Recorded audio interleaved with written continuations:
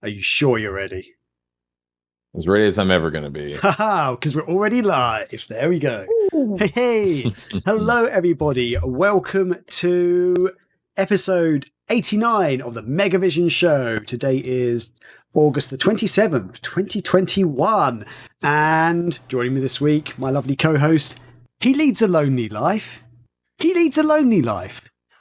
When he woke up late in the morning light and the day had just begun, it's Chris Powell. What is up? And that was the lovely rendition of Ace of Base. Can't remember. Where do you get these things from? Do you just look up random music lines or something? Basically. I've been doing that for like a year or so. Oh dear. That was like a last minute thing. I was like, I haven't done it this week, so chuck that in. So yes, welcome. It's Chris is back with me. Fantastic. Hello. Welcome, Chris. Welcome.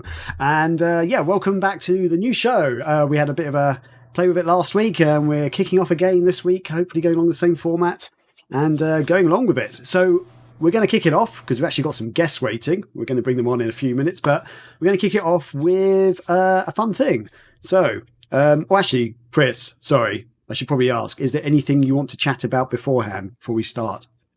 I should say just real quick before we start, we have a couple days left for people to subscribe to Mega Visions Patreon and get in there and secure your issue 1.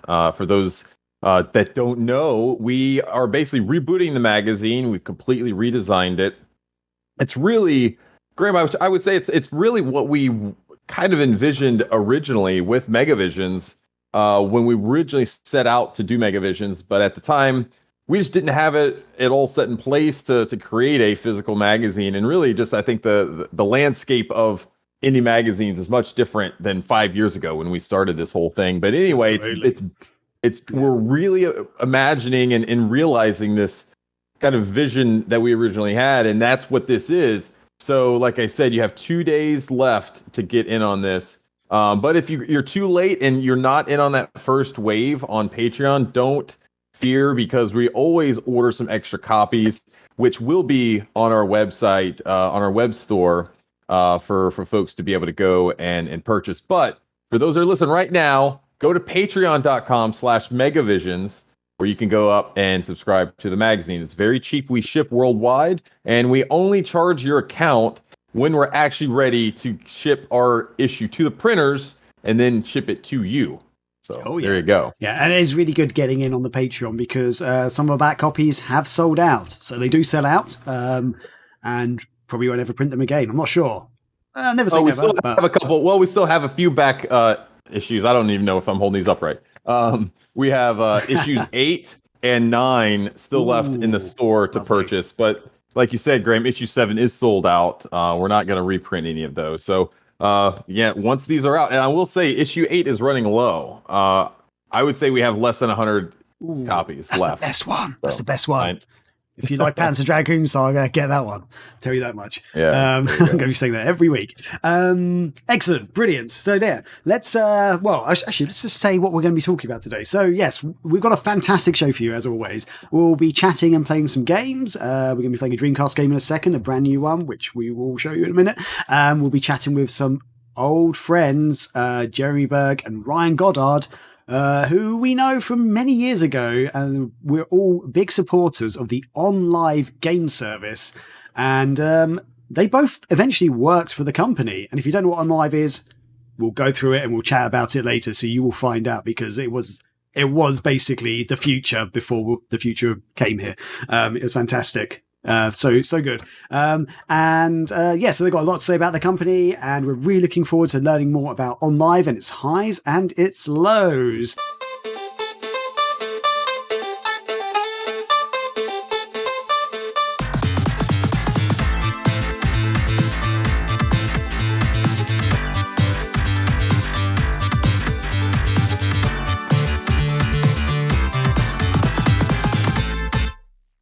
Yes. I like how I do want to say, I love how you described Onlive the future before the future. You know what? If they had maybe used that tagline all along, who knows? Maybe we'd still I wouldn't say still be talking about Onlive today because we're talking about them today, but maybe we'd be talking about them more than today is what I'm saying. Maybe yesterday. Yeah. And tomorrow.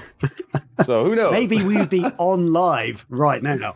Wow. Yeah, that would be amazing. But okay, right. Let's do this. So I'm very excited because I've been wanting to play this game for several years. I actually can't even remember when it first, but it's Intrepid Izzy for the Sega Dreamcast. So I backed this on Kickstarter, I think it was like 2017 the Kickstarter happened. I don't actually have it to hand. So Chris, if you want to look that up, that'd be fantastic and helpful. But yes, this is a Kickstarter game. They made it for the Dreamcast. It's available on PS4, I believe, and also on Steam. And the Dreamcast game has just been released. So it came out on Steam a while ago, but they were still going through making tweaks for the Dreamcast version because obviously with the Dreamcast, you can't update the game, basically. If you want to update the game, you're going to have to do fresh printing. So they wanted to make sure the game was absolutely perfect. And it worked really well with the Dreamcast, with the Dreamcast controller, and it's now finally here. And the thing is, though, I actually backed it on Kickstarter for the collector's edition, which is a big box with lots of stuff in it. And then I got really jealous. You want me to get into the game? Okay. Get the game. Keep telling us about it. The way I'm going to be doing a live unpacking because I actually haven't taken the seal wrapping off. So I've got a knife. Taking that. Right. As you're doing that, Graham, I will say you're correct. It did come out. The Kickstarter went live in 2017. You're right. And in fact, we actually have a cop. Oh man, I don't have one with me. In the ultra rare issue 0 of Mega Visions, which I think there's only maybe less than 50 of those that we have ever printed. We did a Intrepid Izzy preview, and I think you wrote that, didn't you? Oh, I believe I did. Yeah, because I did actually play the game. Yeah, I played the demo. They released the demo for some sites and magazines and stuff, and we were lucky enough to get our hands on this demo. And yeah, I had a lot of fun playing it. It was a little manual. Sorry. You better hurry because we only have Oh, that's true. Yeah, we're gonna get the guys in. Okay, here. We'll check this out a little bit later, maybe. Okay, so this always does this with my my thing. There we go. Ooh, that's nice and loud. Blimey. Cool. So this is exciting. So one of the things I will say, I was editing the audio podcast of last week. I was telling Graham I thought we sounded really good. I thought the audio for everyone sounded really good. I was happy with that. But I realized we need to be more descriptive when we're talking about the games we're playing. Right. So I understand that, and we talked about it off air. So we're going to try to be better about that. So we're going to try to be more descriptive of what we're seeing, because when we get into the news section later, we're going to be watching some more videos and trailers and stuff. Cool. So it'll be awesome. If you missed out on Gamescom, keep watching because we're going to check out some really cool Gamescom trailers later on. Excellent. I'm just going to start the game. Screw it. Right, I'm starting the game. Oh, I was going to say, yeah, so I basically backed for the collector's edition, which is a big box with stuff, but they announced that that's being a little bit delayed. And but they started sending out the basic versions of the games, which is what I've got here. So what I did was I basically went onto, I think it's Wave, is one of the distributors. I actually just bought it myself, and a day later it arrived. So I'm really happy. So, Chris, you want me to skip this intro bit? So we're short on time. We can let's skip this. Let's get into the game. We're going to get into the game. I will say the character art and stuff. The screens. It's pretty nice, I would say. Yeah. From the demo that I played, it was really cool. So, if you don't know about this, it's a 2D platformer. It's kind of like a Metroidvania style game. So you've got a sort of a world that you go around. There's different levels and areas that you still go to, but you unlock costumes which give Izzy powers, and he collects from memory it's some gemstones and stuff that you collect, and they that's how you use your powers. So your powers are sort of limited based on how many gemstones you've got. So you're saying it's a bit like Ball in Wonderworld? It's exactly about it. It's basically Ball in Wonderworld. And Izzy's awesome. She does martial arts and stuff. What's this? Warning, blobs ahead. Better punch them before they touch you. Nice. So you played this game back in 2017 or 2018? Because I think they had a demo when they came out with the Kickstarter, right? Yeah, it was not long after the Kickstarter launch they released the demo. From what you remember and what you're seeing now, do do you see much changes and improvement? So this is completely different. Visually and the way it controls is the same. But this is not the starting area for the demo. The demo, you started off in a it's like green. There's a green area. And it's like an ocean behind you. But this looks very much like one of the rooms you found in the demo. Like you go inside an area, and I remember these things just appearing and stuff. And they've changed the blobs actually. So I'm fighting some blobs right now, and they look very different to the demo from what I can remember. I think in the demo they're funny. They're wearing those like Shriner hats. Yeah.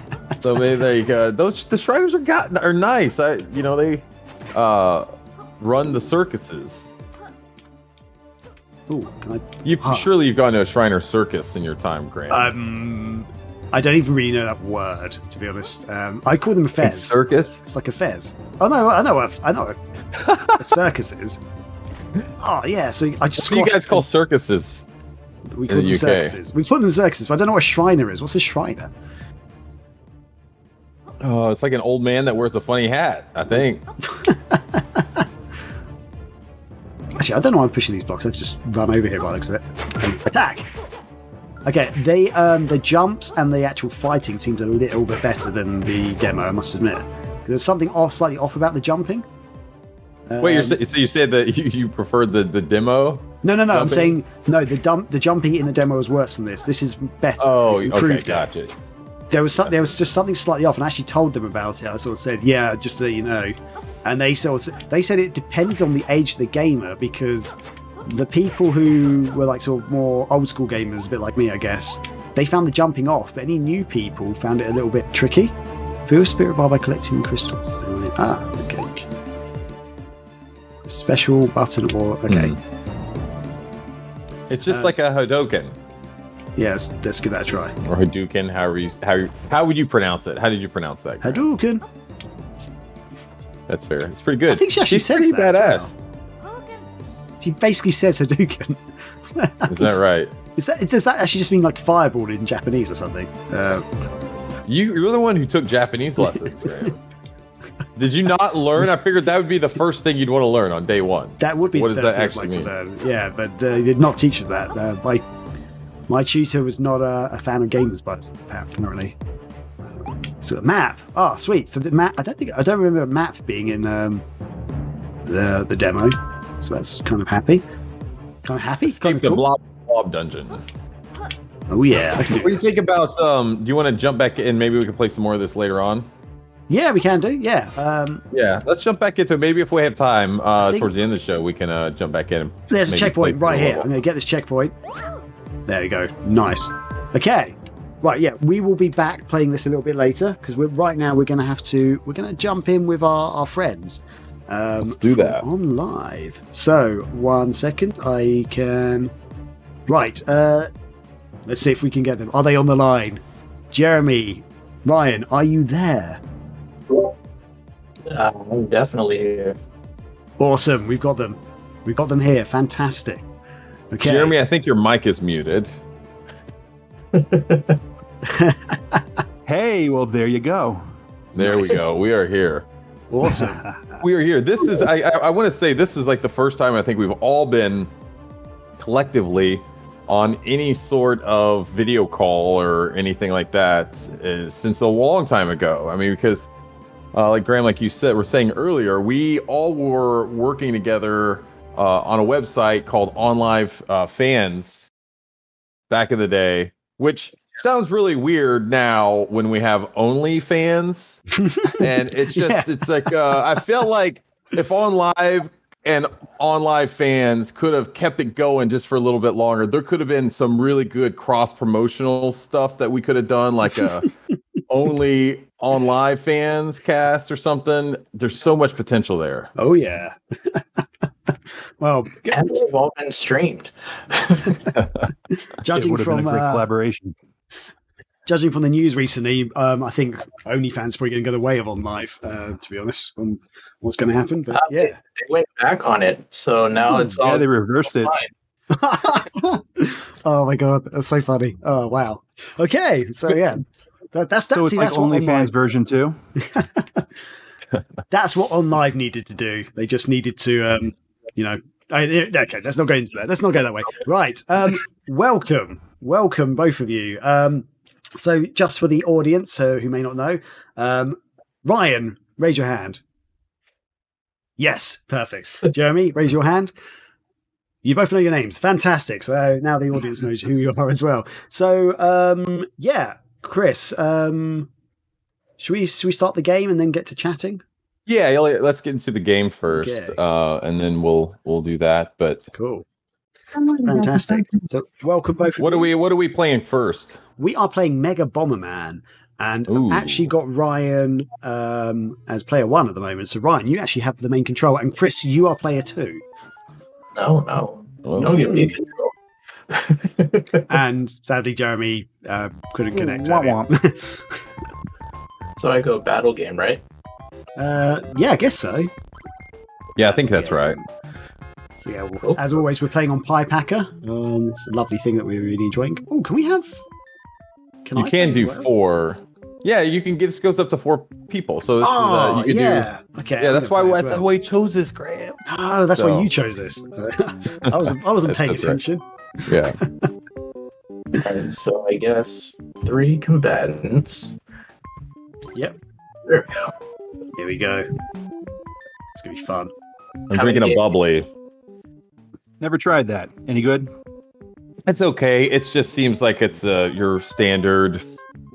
I think it's Target. I don't even know who makes it. It's just your standard seltzer what water. was the other popular one? LaCrosse or whatever? And then LaCroix? LaCroix, I don't even know. And then they got in trouble supposedly for putting some sort of bug killer in the drink. Is that right? It was a rumor, I guess. I don't know. People still drink it, so. They're gonna. Okay, so I guess I'm supposed to be selecting somebody now. I guess. Oh, I just pushed down. So. Oh, this is a tag team. Oh, okay. Okay, who? I don't have control. Okay, here we go. So as we're doing this, I want to keep talking and stuff. So I think we should start with OnLive because I think that's where that's where we first really got to know each other. Can you guys explain what OnLive was? Yeah. Ryan, why don't you go first, Ryan? Tell us what OnLive was all about, and then Jeremy, you can kind of jump in and kind of talk about how you first got into OnLive and discover that. Yeah, so OnLive was basically you hear of them now, but it was the original game streaming service, video game streaming service. Ran over your internet and it had pretty good titles. It had like Assassin's Creed was on it for a while, and a few other things. But it was a lot of fun. It was a great time to be alive. It really was, yeah. I remember playing the Wheelman on there, actually. That was really cool. Oh, yeah, that's right. Yeah, I mean, they love to say that they were the pioneer of cloud gaming, which, I mean, technically, I guess they were the first. So, I mean, but now it's funny that I see every single new cloud service coming out spouting that they're also the pioneers of cloud gaming. Yeah, that's true. Everyone's the pioneer. But no, I mean, yeah, it's funny because I was having a discussion with some people that were on OnLive fans I still speak with that we all know. And the other day we saw the release announcement of the new Saints Row. And the very first thing that they said to me was, "Oh, the cloud horror game of every cloud gaming service because it's on every cloud gaming service." True. It's like the cloud version of GTA because we know GTA is never going to get on the cloud, I guess. No, Yeah. It's kind of the same thing with a Sonic the Hedgehog. Like Sega will put that on anything, and for a while they were doing that with Sonic 4, especially. Oh yeah. I think that actually came on live, didn't it? No, that was what you call it? I can't remember which one. There was Sonic 3D Blast was in the play pack, I think. Oh yeah. Forgot about that. And then they had a couple other ones. Oh, I think they brought the Dreamcast collection eventually to it, didn't they? Yeah, I think you could play like Crazy Taxi and like Sega Bass Fishing maybe. Oh, also, I know this isn't Sega related. At least I don't think it is. But don't forget Dog Football. Oh, Dog Football. Who Jerry could Rice forget Dog about Football. Dog Football? It was amazing. The joke of jokes. Oh my god! So Do not remember Dog Football at all. that was towards the end, and I do remember us talking about that in one of the podcasts. But so OnLive, yeah, it was a game streaming service. What was the time frame of that? Oh man, I gotta remember it. So I remember they initially announced, I think back in I want to say like 2006, 2007 was when they like finally came out and said that OnLive was happening. And then sure enough, like a short bit later, along came the forums and community site. I think Jeremy's restarting real quick. He had some issues, so we'll keep going. Yeah, it was it started out pretty early actually. It had been rumored for a bit that a service was coming. And then they showed up, I want to say first at GDC or CES. Ooh. Yeah, I think you're right. I do remember that now. Yep, because they wanted to make sure we knew all about the awards they got. Do you remember when the first time that you heard about OnLive though? Do you remember what that was and what you thought about it at first? So I had heard about it pretty much from the onset of announcement. And I'm a huge fan of like new tech and stuff like that, so I was all over it. Like I was ready for it. But then I finally got to try it because I managed to go to CES the next year, and they were there again. And I was like, oh, this is amazing. And that was it. So, it was really good too. That was interesting because at that time they were probably having to. I'm trying to think of like how they would have been using that. They must have been connected to some sort of custom servers or something locally. I would imagine, right? Yeah, they were. Only because I know how some of the E3 demos work. They had in their booth the one year I went. They were running shadow boxes. So they're their own little boxes they hide away, and they're just a local server. It's basically like a LAN party. Okay, interesting. And so basically, when you would subscribe to OnLive or you buy like the box, you get this little set-top box in the mail along with an OnLive controller, which I would have to say that OnLive controller, I love that thing. It was modeled after, I guess, an Xbox 360 controller, but it had some cooler buttons that did some cool things, I thought. Yeah, I actually still have mine upstairs. I should have brought it. But yeah, it was, what was funny about that controller was it was the first one to do what is very common now with the share button. Mm-hmm. And I always thought that was pretty funny because everybody's doing it. And every once in a while, you'll see a post when someone shows a new share controller, and someone will say, "Oh, it looks familiar," and you'll see a picture of an OnLive. Yeah, and it's funny that it seems like a lot of people now are forgetting, though, sometimes that it was OnLive that was doing some of that stuff earlier and are crediting other companies for that. And I think that the share button is certainly one of them. And then some of the cooler features that OnLive started getting like later on in their life, I think probably I guess I don't know if they even made it to a year 3 or so, but I remember they eventually rolled out the feature where you could share controllers, kind of what we're doing right now with PiePacker, where you're able to kind of give your controller over to someone who's spectating your game.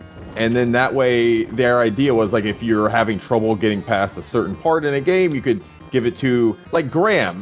Graham's not very good at video games, so he might need me to help him, get past level 2 in Mario Brothers, and I could do that in OnLive, and I thought that was a kind of a neat feature. Yeah, and that's one of the things to think about too is PlayStation has the game share, I think, too. Or remember they were trying to do that game share thing. And it's just funny to see where these things come, how far these things have come along. Yeah, absolutely. Before we get into, because I do want to talk more about kind of how OnLive evolved as a company, but before we get there, we should talk about the OnLive fans website too, because that's really how we all ended up meeting each other. What was that website, and how did you end up first becoming a part of that? So it's actually, the funny part is I did not know that there was a you guys are killing me, that there was a website at all, but a friend of mine had noticed like a post somewhere, or he knew the guy who was running OnLive Fans, who created it, and a guy who, if you've done some research in the news, you know exactly who he is. They're like, oh, we're looking for moderators. So I'm like, all right, cool, whatever. I've moderated some gaming companies before. And then all of a sudden, like, I was on there and moderator, and I'm like, so what exactly does the forum do, but it was actually jumped in. It was a lot of fun, and that's how I ended up getting there. It was just by someone saying, hey, look at this. Oh, cool. Well, sometimes that's how it works. I think that's ended up kind of how Graham and I ended up starting way back when. But I think, Jeremy, you're back with us now. How did you first learn of the OnLive Fans website? Well, back in the day, I used to be on the now defunct website playfire.com, which now turned into Green Man Gaming. Yep. And I was on there a lot, and I was mostly on the forums, and somebody had mentioned OnLive on there, and I just did a Google search, and I guess the previous owner of OnLive Fans did a rather good job with SEO. So it was the first site that popped up. I joined, I trolled the hell out of the website, and I became a moderator. See, that's all you have to do is just go and start trolling, and it will give you a job. It's funny because Jeremy was one of the biggest thorns in my side for the longest time. And I was like, you know what, let's just see if this guy wants to be on staff. And sure enough, he came on, and it was amazing. Did it work? Did you stop becoming a troll at that point and decide I'm gonna? It eventually led to the Breaking Point podcast, which, I stopped trolling, I guess, in writing on the forums probably, and started practicing it more verbally. So that's where that went to. Yeah, and so that we should talk about that. So that was that the Breaking Point. That was a podcast. I know that each of you were on that. How did that originally begin? It started off with me and Alucard Blades, I believe his name was, or Steven. And it just started off, we were just talking about the OnLive releases, because they released continuously, or we'd like to think they did on a consistent basis, new releases. And we were just talking about the releases, the games, and just pretty much, I wouldn't say, I don't know if vulgarities are allowed on the podcast here, but we weren't shitting on the platform, but we were just making jokes. It was the butt of a lot of jokes. And people liked it, and we just kept going until OnLive pretty much... it wasn't until OnLive destroyed themselves or whatever happened, or they tanked. It was until, thankfully, Ryan and myself got jobs at OnLive. And then I think that kind of ended the podcast because of obvious reasons. Yeah, there was a lot. There was a lot that OnLive did to deserve some of the ridicule that they got, and some just get made fun of and things for that. But what was some of the things that you guys remember, joking about, or just kind of calling them out on stuff that they're kind of screwing up about? Well, one of the big ones was, they were definitely working outside of their means in the first place. But I think one of the big problems they had was they kept promising all these games would come around. And then all of a sudden, like Jeremy brought up earlier, Dog Football shows up instead of Tomb Raider that they thought that they were saying, oh, it's going to come. It was that kind of thing. It was priced right and everything. It was just the games were not I think the best.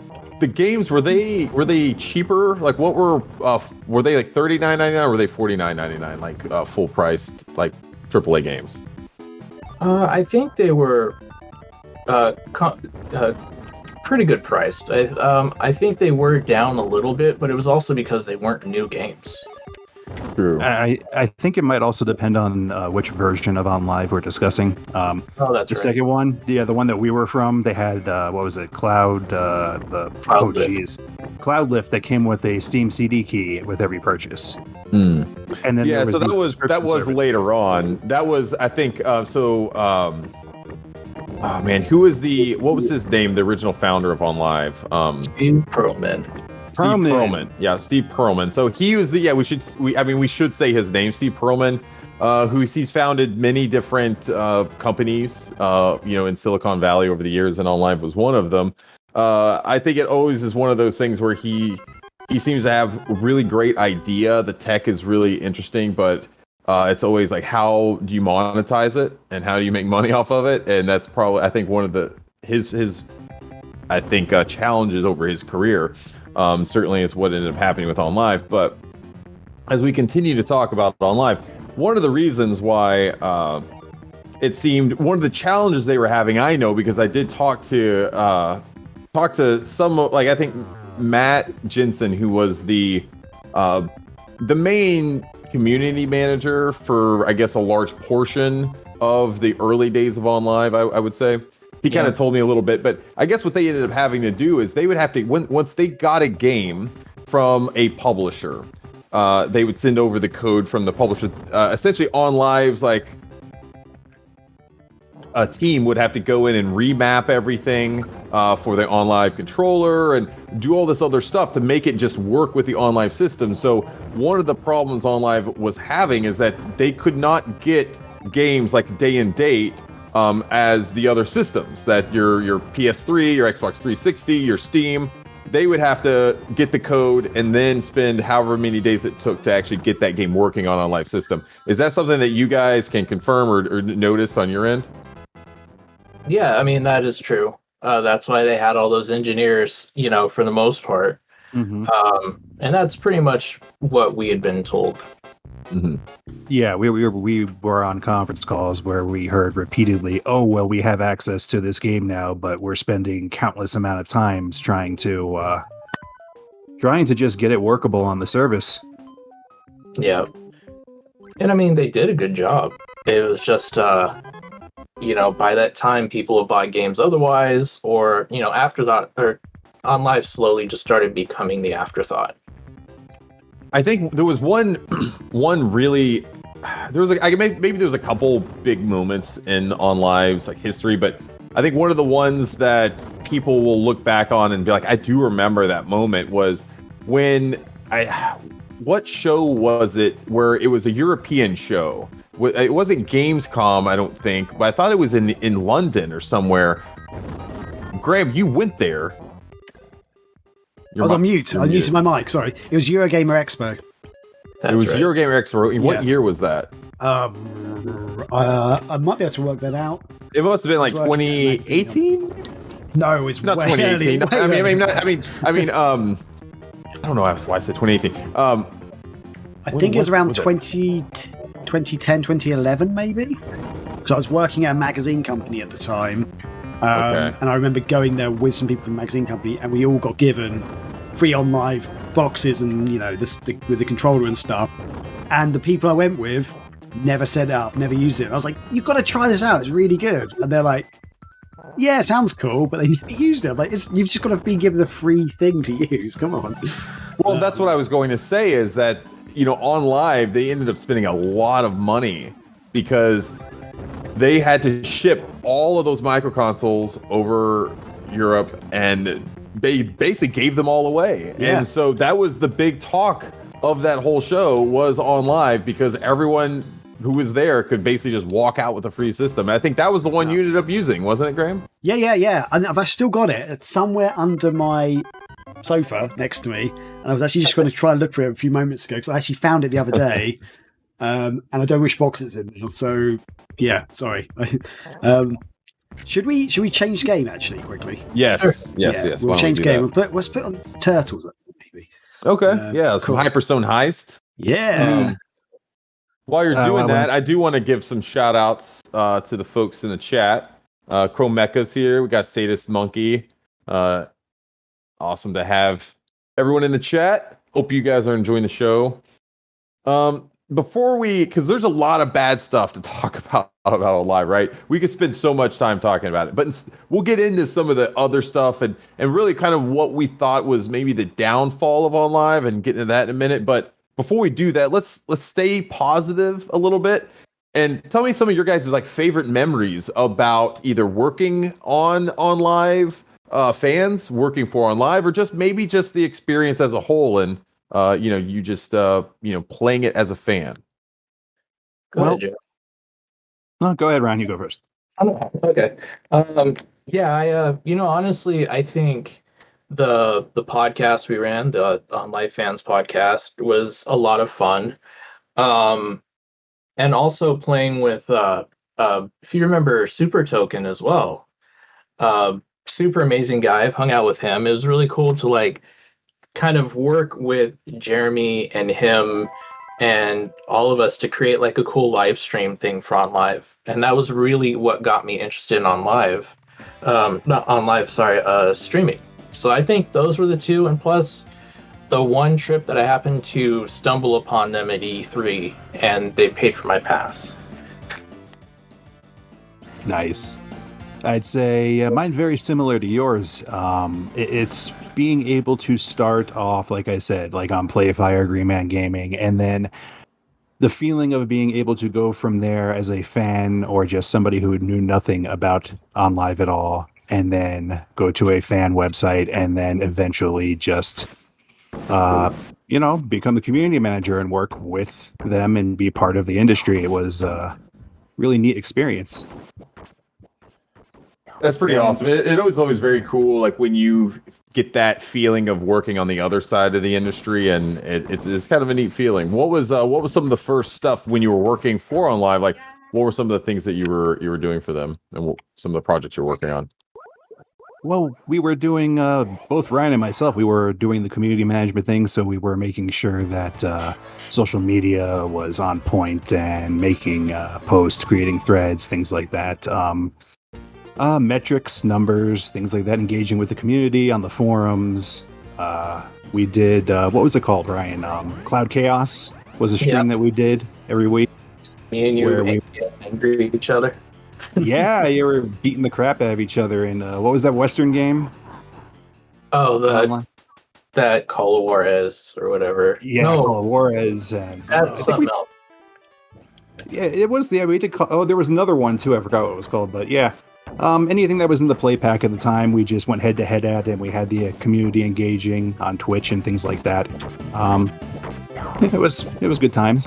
What was the play pack? Explain that for those who are listening. It's similar to the subscription service that I believe you can obtain through Xbox and pretty much almost anyone else now. You pay X amount of dollars a month, and you get unlimited access to play whatever games they offer you on any device that connects to the internet.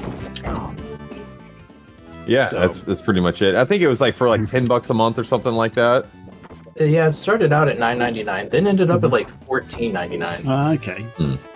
I remember that being really groundbreaking at the time, though, because it was just like, whoa, I can play all these games, and if I want to, I can buy them as well. Like, that was cool.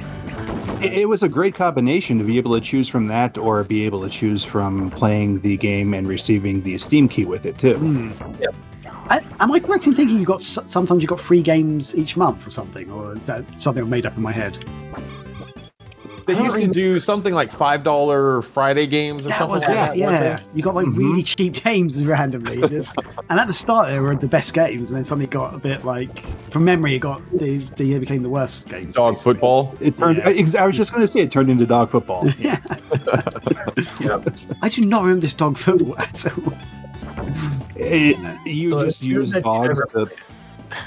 Yeah, they must have just been licensing it out of just like old PC games or just something like some really crappy stuff towards the end there. I imagine they were just running out of like investment funds towards the end. See that it's so difficult to remain positive. Like we started off with this where it was like, oh, saying nice things and gradually I know. It just ultimately lands to downhill. Okay, so let's set some timelines then. So we were talking about how they went to the Eurogamer Expo, and that was when did we say that was, Graham? I think it was like 2010, maybe 2011. I think. I can confirm that all three of us met up at PAX East in 2012. Right. Okay. So I'm pretty sure it's before that. Then it's obviously before that. So yeah, and OnLive had very minimal presence at PAX East that year. I was supposed to meet up with Matt Jensen, but I believe he never showed up. Ah, yeah, yeah. Because I met him at Eurogamer in London. Nice. He's the guy who gave me the OnLive. I gave him an interview as well. I did an interview with him as well at the time, as from memory. So I think we were doing BitLoaders at that time, Chris. I don't know if you remember Yes, that. we were there doing BitLoaders. Yeah. That was in between Sega Nerds, like when Sega Nerds was shut down for a little bit. Yeah. We started another website, and BitLoaders was geared towards like focused on like digital gaming and covering that sort of thing. And obviously that didn't go anywhere. Yeah. But we had fun there. So I think that was probably like the kind of the where OnLive may have peaked at that point in terms of just people talking about it and just its relevance in the game industry is maybe that little time in during the Eurogamer Expo there. But you guys were certainly around like when you started seeing the wheels kind of come off on that the whole train there.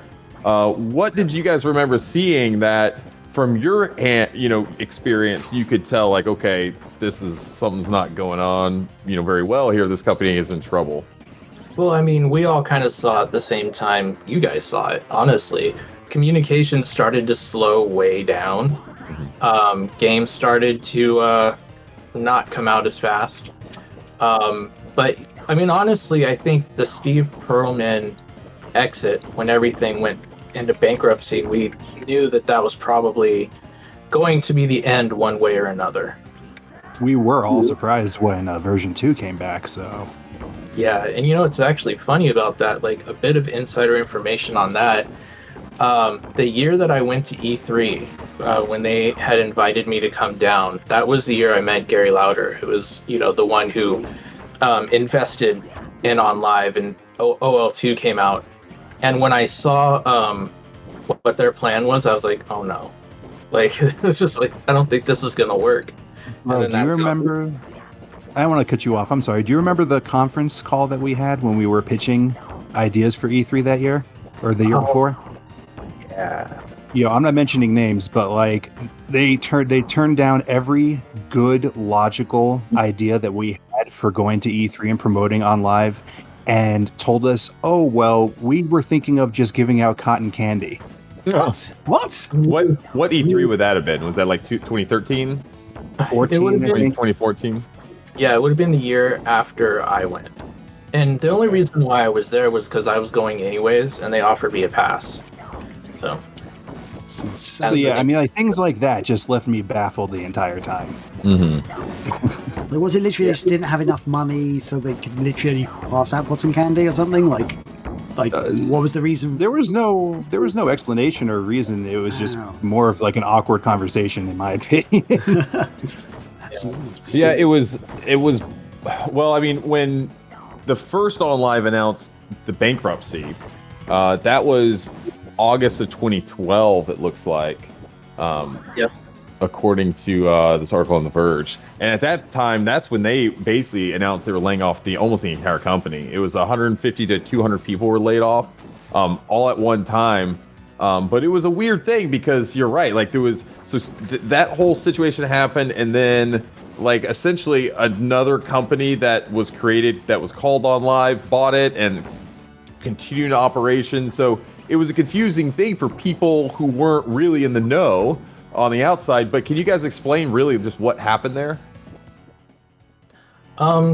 Basically it just came down to it. Yeah, everyone got laid off because they just didn't have money. I mean, if everybody remembers the infamous muffin story, they used to go down the street every day and buy a bunch of muffins from a bakery and promise to pay back and never pay them back. Man.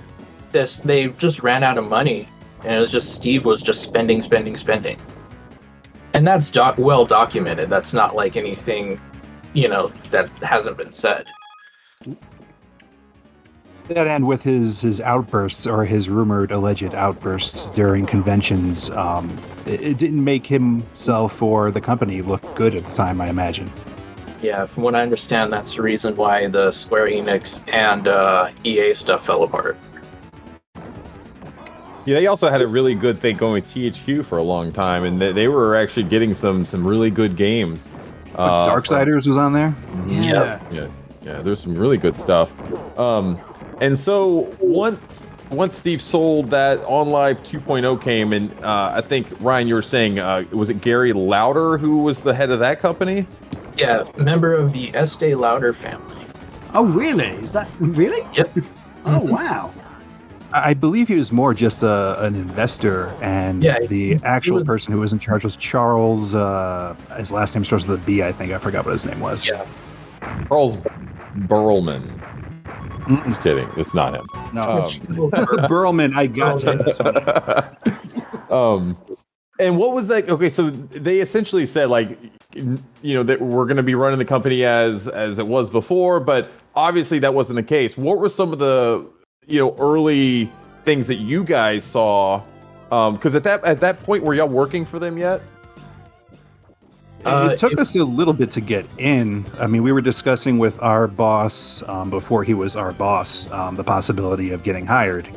I'd say it was probably months into OnLive version 2 until we both got hired and started as community managers. Okay. Yeah, we had to. I remember we had to pitch. We had to pitch. We had to make a business plan. We had to throw different factors regarding money around and things like that. It was we had to work for the jobs. And you're taking two guys who don't have a whole lot of experience in that, just saying, do this if you want to stay. And one of them is a self-confessed troll that just started out to shitting on the company. He loved that I was a troll, and our boss, I'm not throwing his name in, but he was probably a worse troll than either Ryan or myself. Well, so from your guys' perspective, so that time there was still a couple of months removed from joining the company, I guess, from an official standpoint as working for them. But what did you guys see change from that 2.0 company? Did Matt Jensen, did he get retained? Did he come over? No, he did not. Don't believe so. I think he went over to somewhere involving Microsoft or somewhere else around there. Yeah, he moved. He was gone pretty quick after, because we never had any real talk with him outside of that. I mean, it went from Matt to Nate. I think Nate was the community manager after Matt, and then after Nate, it was us. Yep. Interesting. But differences, we weren't really previewed much to the behind the scenes of OnLive 1. So yeah. I really can't tell you contrast any sort of differences between the two, but they took two guys, one that was from across the entire country, and while I was working, they allowed me to actually drive across country while working and talk on the phone to relocate permanently and move. So, I mean, they did help me out a lot. They helped me out a lot with a lot of things, so I can't speak harshly about them. But, it was a good time. Yeah, and the service they came up with was actually a really good idea. I think it's just, from the sounds of it, it's just quite poorly managed with some bad decisions and, costs a lot of money, obviously. That might be one thing that just didn't change between the two. Yeah. And, I mean, part of it too, when you think about cloud gaming, and this is something you still see with all of the services, the further away you are from a data center, that's when you start getting your lag, and that's when you start getting all these things. And what we ended up, it was a hard sell for some people who maybe tried it for a little bit, but they got, they had a lag spike twice, and they said, oh, this is crap, Yeah. My computer is better, or my console is better. Yeah, I vaguely remember trying to stream, like, because they allowed you to stream directly from the controller, as we spoke about before, and I remember doing that screen share thing on Wheelman, and I just lagged out so badly. I couldn't tell what I was doing, and when I watched this replay back, basically I was just driving into a wall, and people could comment and stuff, and they were giving me like thumbs downs and stuff, saying I was playing shit. I was just like, of course I'm playing shit. I can't actually control the game. I can relate so much. They had me playing Saints Row on Live every morning and streaming on Twitch, and it was horrible. I mean, I was in New Jersey at the time, and I don't know how close that is to any of their data centers. I'd imagine relatively close, being that close to New York. But I would just get nothing but people yelling, telling me how horrible I was at the game, things like that, and not realizing that it was latency, it was lag, it was legit. I imagine it's mostly the people who are older, maybe around our age, that maybe didn't take into account actual lag and things like that. Yeah. So when you guys ended up joining the company, when did you say that was? Around what time frame? 2014? Actually, I think 13. Yeah, We probably had 2 years, just about.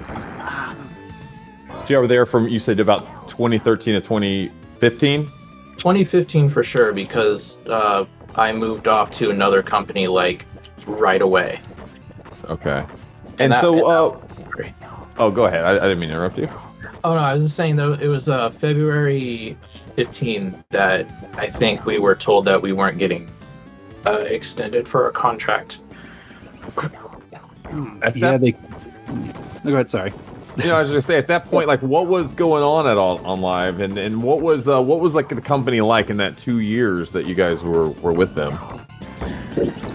I mean, honestly, it started out pretty good because we were able to like do things in an official capacity and do more, I think. I mean, that's my opinion. But then, like I said, we saw what you guys saw, and that was it. I believe that it was like a relationship, like a new relationship. She lured you in. She told you whispered all those sweet nothings in your ear. And we got to do what we wanted to do at the beginning. And gradually, just like any relationship, it just started going a little bit trickling downhill. So from a service perspective, what was the problem? Was it that do you feel like there was just not enough people to kind of keep and carry the workload, from even just maybe an engineer standpoint, to just the people just kind of turn the lights on and that sort of thing? What was the problem that was, kind of permeating throughout the company? I mean, part of it, I think, is the adoption rate, right? It's hard to get people in, but overall they did what they needed to do, but at the end it was just a whole lot of sit and wait, and now we all know what they were sitting and waiting for. Mm-hmm. I mean, honestly, nothing was ever told to either one of us regarding whether we were being let go or how long our positions were going to be with them. But we throughout it, we imagined that they were going to, the way that they approached us and spoke with us, it seemed like they weren't going anywhere, in my opinion. And it was a shock when we were told that we were going to be let go, but it kind of reminded me similar to, it was a big thing when everyone got let go from OnLive version 1. I believe nobody was aware of it. I think it was a big thing in the news. They sent emails to everybody and said, you're all let go the same exact day, if I'm remembering correctly. I think they were all let go in an email too. Wasn't that how they were notified? It's just in an email. Can you imagine if you were like on vacation with your family and you get that email on your phone? You're like, what? I got fired. I lost my job. Well, it's actually funny you mention that, because that's what happened to me at another job. I was on the tarmac back from Texas. Jesus. Did you go, honey, let's turn around. We can have another week here. It's fine. I got nothing to get back to. Yeah. Yeah. Vacation's extended. That sucks.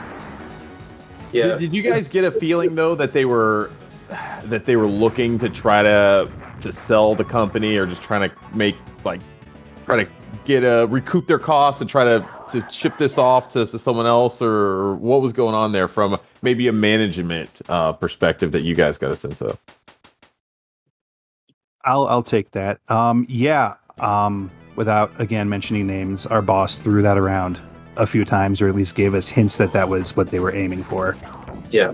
So I mean, like earlier, I did say that we had no idea that we were going to be let go, but I mean, like I said, there were hints that were being dropped here and there, but it was more of just me trying to think positively about it because it was my first gig in gaming. Yeah. But also, we also knew that they were looking to bring in other streaming devices and services. Like, I don't know if this was mentioned or not, but we were told, or at least I was told, that they were looking to bring a partnership with the military to bring some sort of cloud streaming gaming service, like maybe some sort of like America's Army simulator or something like that. Wow. Yeah. Well, I also thought it was weird too, and I think maybe it's when I started to know that things were going, they were just trying to do anything, was when they started trying to get into what it was it Second Life or whatnot? Second Life Go, yeah. Yep. Yeah, he had me actually in there talking to some of the community for Second Life, and majority of the people that I spoke to didn't even know what OnLive was. So it was similar to OnLive Desktop, I guess, where it was kind of lingering in the side there, and people knew of it, but not many people used it because you're already running an operating system. There was a lot of rumors going around about Steve Perlman, I guess had an opportunity to sell the company to Sony at some point, but he offered some sort of ridiculous numbers. Do you guys remember? Am I making that up, or would you guys recall something about that? That's definitely news that came out at some point. No, there was that opportunity, but he was too full of pride, just like he was with web TV and all that stuff. He was just going to keep it going, and then it didn't go anywhere. Mm-hmm. There were also, I think I read articles regarding something to do with either AT&T and HP and investments from them that didn't go through. What's actually funny, because I went on to work for this company in their VR department, but HTC also gave him $60 million. Whoa. Well, they actually gave it to him. Wow. Well, I assume it was an investment. It wasn't. Well, yeah, okay, yeah, but they actually invested that money in the company. Sorry. Yeah. Wow. They didn't just say, "Hey, have some money." Yeah, hey, you guys seem cool. Is that all? Is that all you got to do? Yeah. Why are we going to HTC for Mega Visions? We could be millionaires. What are we doing? I do want to say before we wrap up some of the online discussion, they tried to get into some other stuff outside of gaming and wrap that into the OnLive kind of ecosystem for a minute as well, which I thought it was actually a really interesting idea. They basically came out with a version of a cloud-based Microsoft Office client that people could access. Like, do you guys remember that whole thing? And I think they showed that off at like a GDC one year or something like that, and that was another, I think, in the history of OnLive, like probably a highlight that you'd have to say, because I think that did impress some people for people that maybe don't have a desktop or a laptop that was capable of doing Office. You could actually pay, I think, a certain amount of money, and you'd be able to get basically a subscription to what essentially is the current Office 365, which they have today. This was kind of a cloud-based version OnLive put out back in the day. You guys remember that? So yeah, Ryan, I think that was OnLive Desktop, and then they changed the name to like OnLive Corporate or something like that. Yeah. So basically, they realized like consumer wasn't the way to go, and they were going to try to do B2B. Mm-hmm. And what's really funny about that is just a few years ago, a couple years ago actually, I don't know if you guys heard of a company called Shadow. They are basically exactly what you just said. They are Liquid Sky too. Yeah. Shadow came out, and they actually just went bankrupt and were repurchased. I see OnLive all over again with them. I was their community manager for like 4 months. Yeah, it seems to be happening with a lot of the cloud services. The more recent ones, Liquid Sky, I believe they either went bankrupt, or I read rumors that Walmart was trying to acquire them to start Walmart's own cloud gaming service. I don't know the legitimacy of that. And eventually, OnLive did end up selling to Sony, I believe. Is that right? Yep, Sony bought all of the patents. And it was for a small portion of what they probably could have sold it to, or sold it for, several years earlier. Is that right? Yeah, definitely pennies on the dollar. They did what they did to Gaikai. Which was, at the time, was I guess, OnLive's main competitor in the cloud gaming space. Yep. Mm-hmm. An interesting thing about that too was Gaikai was browser based, and I believe in probably around the beginning of when I came in as community manager, I was shown that OnLive was actually demoing or trying to accomplish the same thing that Gaikai did and what Stadia is currently doing, and bringing in browser-based game streaming. And I think it was only available to a minimal amount of users and for a very small amount of time. That's interesting. And so, yeah, it looks like around 2015, April 2015 is when Sony ended up purchasing the assets of OnLive, which was OL2, which I guess ended officially the OnLive company. And I guess they just kind of pulled all of that and Gaikai into what is now PlayStation Now. Is that what they're still calling it? Their streaming service? Yep. But it seems like, like what you guys were saying, there's still all these companies that keep trying to get in the gaming streaming space, and they keep failing. Most notably, and probably since, OnLive and some of these others, but Google with the Stadia is currently the big streaming company. And Jeremy, I know that you've been using the Stadia for quite a while. What can you say about that, and how does it kind of stack up against what we experienced back in the day with OnLive? I mean, being able to play it just in your browser, that's fantastic in itself. But they incorporate the UI, the user interface, in with the browser itself, which is kind of a new sort of feature or technology. Like if you go into Stadia and you press these certain buttons, it'll bring up the UI, and you can bring up your friends list in your browser and everything like that while you're in game and playing. So I think it's neat, it's innovative. I just think that a lot of people are going to steer away from it simply because it's Google.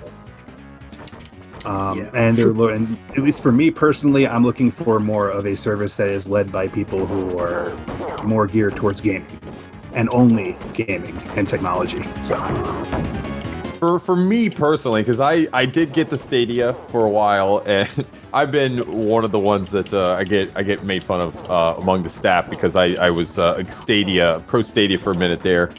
But I will say I did play it, and for me, I just still can't get over the fact of buying these games digitally on a streaming service where you don't really know how long this company is going to be around, and that once that company is not going to be around anymore, your games are gone, which is exactly what happened with OnLive. How many games did you purchase with OnLive? And what I learned really kind of the hard way with OnLive is that you're not buying the video game. You're buying essentially a license to play the game for a certain period of time. And once that period's over, they have no legal obligation to give you that game again if you agree to the terms of that, I guess, purchase agreement. So is that do you guys think that is going to always be one of these kind of challenges and big hurdles that a company like a game streaming company is going to have to overcome in the minds of gamers to really take that next step and become a legitimate player, in the gaming console space? I mean, honestly, with us living in the age of licenses, people are still mad about this, especially a lot of like retro collectors and stuff like that. I mean, honestly, it's always going to be there, and gamers don't like it, and it'll be there until physical is completely gone. And then I think people will have to accept it, and it'll be more kind of widely, accepted. Either that or OnLive hit the nail on the head with Cloudlift. I mean, I would feel that extra security and extra, I don't know the word I'm looking for, but I would feel better knowing that I obtained that Steam CD key when I purchased the digital copy of the show. That's what Cloudlift was. Mm-hmm. Yep. And that was a fantastic idea, and it boggles my mind to this day that no one else has jumped on that. That's interesting. I don't know if anyone else is doing that, but that would be a neat way, and that's certainly a way that could potentially do that, because Steam's not going to be going around away at all anytime soon. Mm-hmm. I mean, everyone's built up confidence, such confidence with Valve and Steam that, if you provide somebody with a code for the game that you purchase on another platform, I mean, that's amazing. Oh, one thing I just wanted to mention, I just remembered too, and this is another downer, and I'm sorry, but it's something that it's kind of funny too. Does anybody else remember the time that I think it was, I forgot the game, but there was a game that was released at GameStop, and it was supposed to include a code to redeem the copy of the game on OnLive, and then OnLive GameStop went through every copy and physically removed. I do remember hearing that. Yeah, I can't remember what game it was though. That's such a GameStop thing to do. Yeah, I think it was GameStop that chose to do it because they didn't want that? anybody getting it. It's just competitors. They didn't want a competitor selling, their stuff in their store. But, I would assume. Surely they had an agreement with the company and stuff. That's the ultimate problem, I think, though, is that the communication between the companies and third parties probably makes things very difficult to be accomplished or achieved with streaming. Licenses, like you said, and everything just makes it too complex. Something that shouldn't be this complex, way too complex. I think our time's winding down, fellas. I wish we had a little bit more time, but we're going to have to keep our show rolling. But before we go, I just want to ask you guys, overall, what's your lasting impressions of your experience and just overall thoughts? And maybe what do you think the lasting legacy of OnLive really is, going forward, and what we'll think about it. So, Ryan, I'll let you go first. Honestly, as crappy as the the management and the whole business side of it went, I mean, it was honestly a lot of fun. I enjoyed it. I still enjoy it because that was actually my first community management role that I had no training for, and now that's what I've been doing ever since. So it was really cool. Even got to kind of work with Jeremy for a little while again later on. But it was good, and I think OnLive will be remembered as what brought it to the forefront. Nice. Well said. Yeah, I think for my personal experience, it's similar to what I said earlier. To be able to start as a fan and move on, and have them, a company like that, be able to provide me with the opportunity to grow and learn. Even though, like Ryan said, management, you might not want to have taken tips from them, but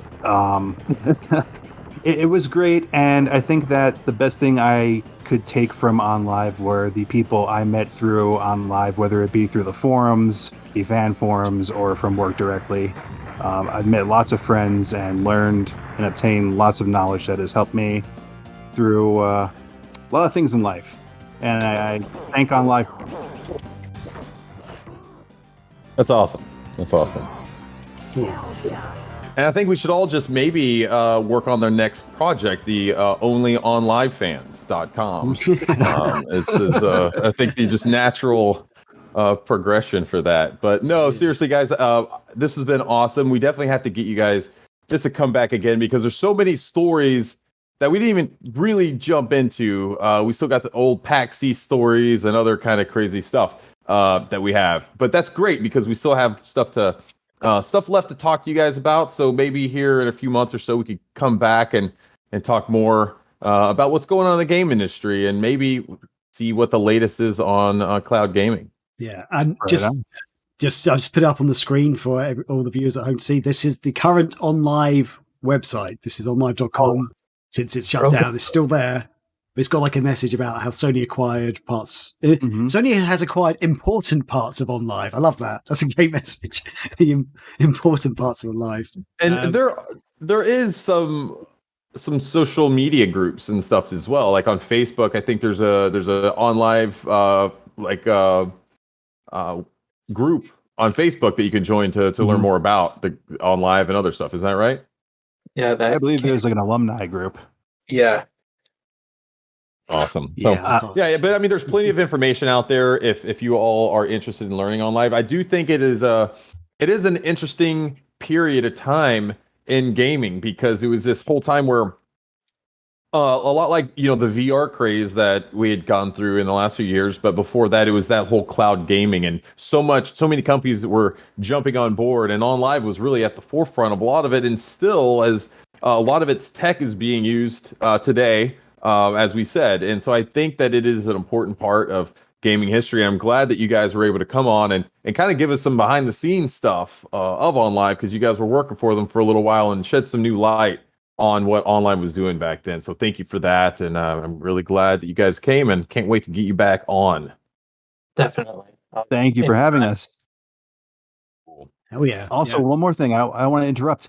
If you check the Twitch OnLive account, it's still up there, and you can see embarrassing videos from that time period of Ryan, myself, and Super Token. Wow. Okay. Yeah. Definitely check that out. Thanks to the OnLive crew, Ryan and Jeremy, for joining us again.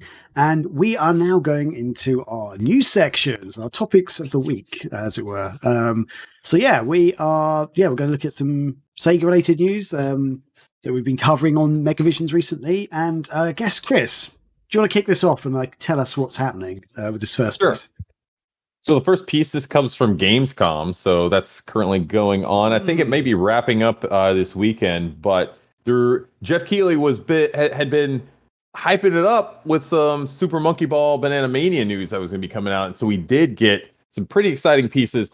New playable character Morgana from Persona 5 is going to be joining the cast here. But unlike some of the other previous characters, who were some of the other ones? Sonic and Tails, and then we also got Kazuma from Yakuza, right? As a playable character as well. Unlike those people or characters who are going to be included in the original game from the get-go, I think Morgana is actually going to be a DLC character who's not going to be available until about a month after the game's release on November 2nd is when that's available. The game actually comes out on October 5th. So that's kind of exciting. For Persona fans, Morgana is going to be, I want to say I'm pronouncing it right, or it's Morgana. I don't know. I can't remember. I did play Persona 5, but I didn't beat it. I didn't get very far. Did you ever play it? I never played it because at the time I didn't was it on PS3 or PS4? It was on both. Oh, okay. I didn't play it. I didn't have a PS4 at the time, and my PlayStation 3 was not set up. I haven't played my PS3 for a long time because honestly, it's the worst games console I've ever owned. Just saying it. You're wrong. Well, I'm one. not, but, Nintendo 64 is the worst games console. Oh, god damn it! No, sir. But I will say though, I think I do want to say something about Persona 5 because the PlayStation 3 version of Persona 5 is really awesome for what they were able to achieve on the PlayStation 3 with that port is nothing short of amazing. It looks great. It essentially contains most of everything that the PS4 version does. I think there's some background stuff and other things like that and the longer loading times, but outside of that, it's all there. The game's there. I was actually playing it on both systems, and what was neat about back then on the PS3 and PS4 is they had cloud saves, and it would just sync it up very quickly between the two. Which now, I mean, everyone does that. All the consoles do that now, except probably the Nintendo Switch. That definitely doesn't. But that's something that they did back then, which is really cool. So that is exciting, I think, to have the Persona characters now, maybe more of them on the way for Banana Mania. I think that would be pretty awesome. I feel Morgana fits really well into the Monkey Ball sort of aesthetic, as it works. Should we actually watch the trailer Yeah. Let's crack open this trailer. Oh, that's that. I thought we were watching the trailer. Kidding. There you go. Morgana's in a little ball, rolling along, hitting chests and stuff. So I guess that's different then, because normally you're picking up bananas, obviously. Right. So that's another thing is with Morgana, you're picking up chests instead of bananas. Yeah. So it's an added thing. So I think that's what makes it a bit different also than the other characters where you're basically just seemingly playing the base game. This is giving you some additional content out there. Yeah. I don't know how much it's going to be outside of that, but I think that one of the exciting things is this opens up the idea of like who else could be coming from Persona. That would be pretty neat.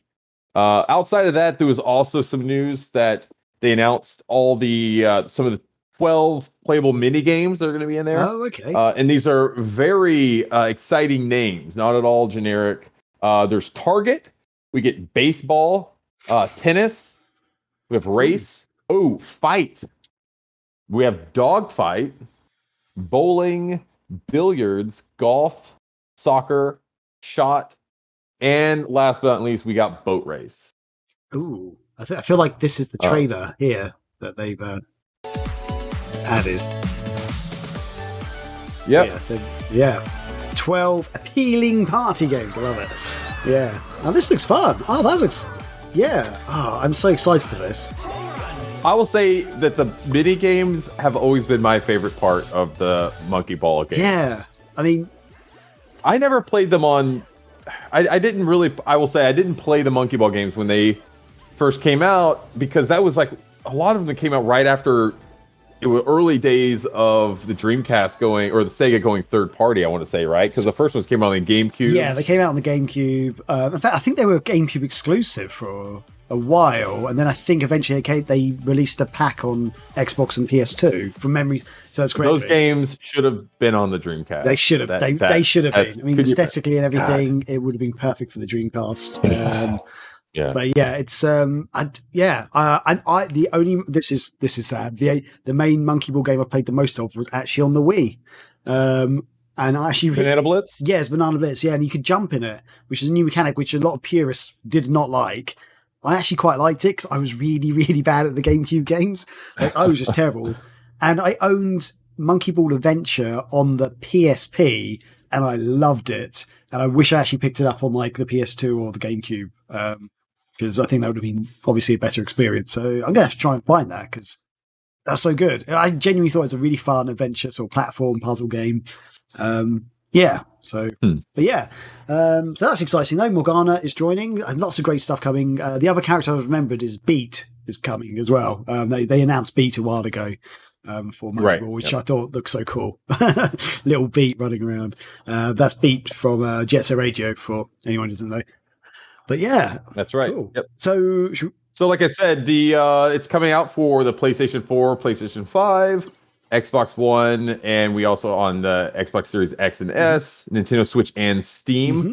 That's going to come out October 5th, and it's going to retail for $29.99 for the standard version and $39.99 for the deluxe version. Okay. And that is Super Monkey Ball Banana Mania.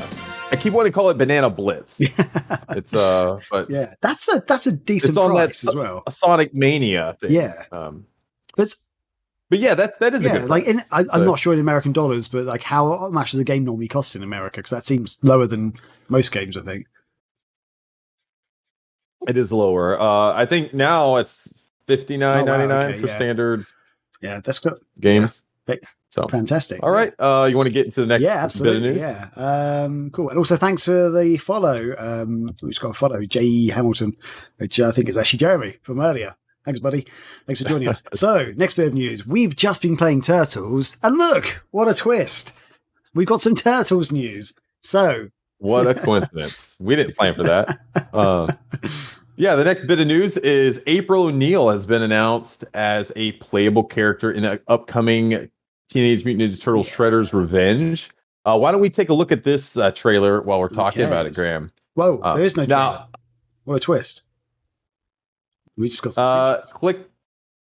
Oh, do we not have one? I thought we had one in there.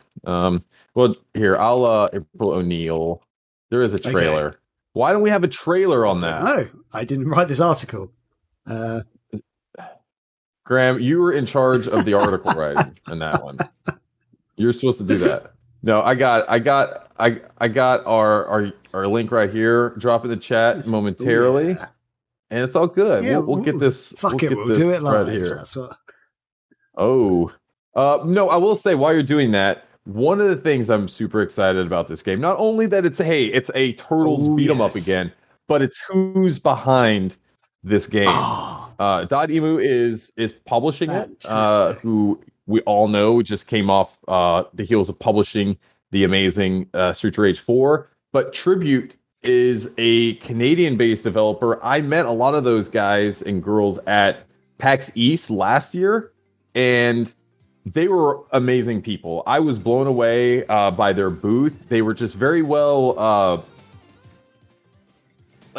They made it very easy for journalists because you get there, they set you down at their booth, they gave you this little packet that had a cool USB stick, it had everything you needed, assets. They even had it to where you played the game and they put the USB stick in there and it automatically, they had capture devices, so it captured your gameplay that you had and they put it on a stick for you and sent you on your way. You had everything you needed to go write all your content. And so they made it super easy and they were awesome people. And the game that they created and were showing there was Panzer Palette, which is a pixel-based, like it's kind of a, your Metroidvania, Mega Man style games. So when they were announced that they were doing this game, can we show it again, Graham? As we keep talking, again, yeah. Let's keep rolling it. So when they were announced that they were doing this game, I was super pumped because they are very capable. I know that they are going to do this game a lot of justice, but I'm excited because this is a big opportunity for the company to work on a giant IP like Teenage Mutant Ninja Turtles. And looking at the graphics, the character design is awesome. They almost have a chibi-esque look to them. Yeah. You know what I mean, Graham? Like it's almost like I don't know how you explain it. Like they look almost deformed in a way. Like they're shorter than they almost should be, but in a good way. Like it looks really cute. It looks like almost like the best I can say. They almost look like toy figures. Yes, yeah, that's a good in a way. Yeah, representation. In a way, yeah. Which will hopefully make it even easier to sell some toys with it. But yeah, maybe. But we get in this game, you get the 4 turtles as a playable. This is a 4-player co-op game, but obviously. April O'Neil is here, and that's the star right now, and why we're talking about her. She has the cool microphone that she uses to beat down her opponents and everything. So that's really cool. Yeah. I was super excited to see this, and I'm just pumped for this game overall. Because I'm a big fan of tribute games. Those people are awesome, and I'm a huge Turtles fan. So this is super cool. What do you think? Do you think we could get some more unlockable characters? That would be cool. Game? I'm trying to think who would there be because I know. Dude, don't even think Casey Jones. I was going to say Casey Jones. They also had Baxter, the scientist who turned into that fly guy, but he was kind of a baddie, but he's kind of a goody baddie from memory. I think in the original cartoon he helped out. I always wanted his figure. I never got it. Oh, this has only ever been in one episode of Turtles, the original Turtles TV show, and they made toys of them, but I've never seen them anywhere else since. Do you remember the frogs? There were some frogs that also were mutated, and they were basically like the Turtles, but they're frogs, and they actually had Hawaiian shirts on and stuff and shorts. And then Shredder convinced them that the Turtles were evil, so they were fighting the Turtles, and then eventually wait a second, we're kind of the same. And then they sort of beat up. I think I had Michelangelo of that version. I didn't have the whole collection. That's what usually I would end up doing is I would see a new set come out and I'd get 1 or 2 of them. I would never end up collecting all of them. So I just had this weird hodgepodge of turtles that didn't look the same. But I think I still have a lot of my collection at my mom's. Hopefully she didn't. Well, funny enough, the only reason I could actually remember the frogs was I was at my parents' house at the weekend, or a couple of weekends ago, and my brother pulled out all our toys because showing his kids them, and we had all the different turtles. We had Splinter. Splinter would be a great character as well. Splinter, why don't we think of Splinter? Yeah. and we had one of the that's frogs, good. and I was like, "Oh, I remember these frogs. It was great." But that's how I remembered it basically. Yeah, it'd be cool. Yeah, if they did release some more characters. I think it's awesome having April O'Neil as a playable character. Another cool thing that's shown in this is that there's some team moves. So there's a part where Leonardo picks up April and like kind of throws her like a bowling ball. And you can also revive your teammates with giving them a slice of pizza.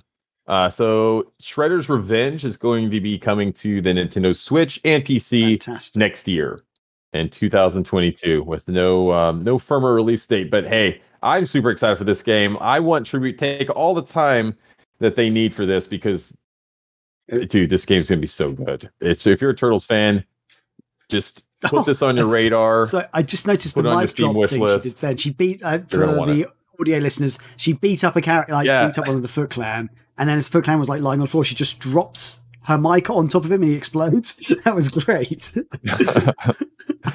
It's awesome, man. I love April O'Neil. It's funny, but it was funny because I was telling my kids about it, and my daughter, I can't remember is Isabel or Odin. They're like, "Who's April O'Neil?" And I'm like, "What? I don't know who she is." And it's just completely lost with this whole generation. The modern whatever version of the show. They don't care about that stuff anymore. They're not watching that. Right, so keep going. Anyway, let's keep going. Thank you all for sticking with us on this show. We do want to remind you all one more time to go to our Patreon. There's still a couple of days left to join. To get your hands and be subscribed to get issue 1 of our relaunch issue. We're really close to finishing it up. We are going to be shipping this thing off and printing it in September.